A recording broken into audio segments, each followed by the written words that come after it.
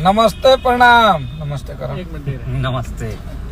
कल सुबह में अन्नपूर्णा फिल्म से जबरदस्त तगड़ा और ये साल का जबरदस्त हाँ।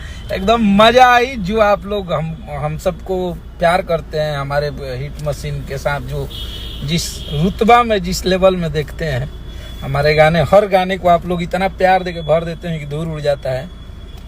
और कल पोस्टर आ रहा है और टीजर भी आ रहा है और परसों दिन पूरा गाना होता है। हर हर महादेव। हर हर महादेव। क्यों और क्या होता का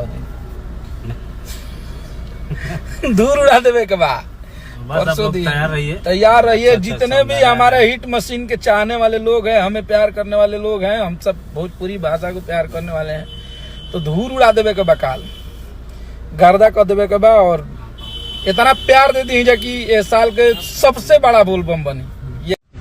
नमस्ते प्रणाम। नमस्ते करो। नमस्ते। कल सुबह में अन्नपूर्णा फिल्म से जबरदस्त तगड़ा और ये साल का जबरदस्त हाँ।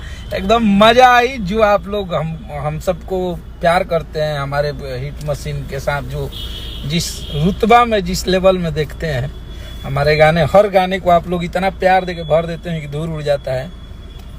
और कल पोस्टर आ रहा है और टीजर भी आ रहा है और परसों दिन पूरा गाना होता है। हर हर महादेव। हर हर महादेव। क्यों और क्या होता का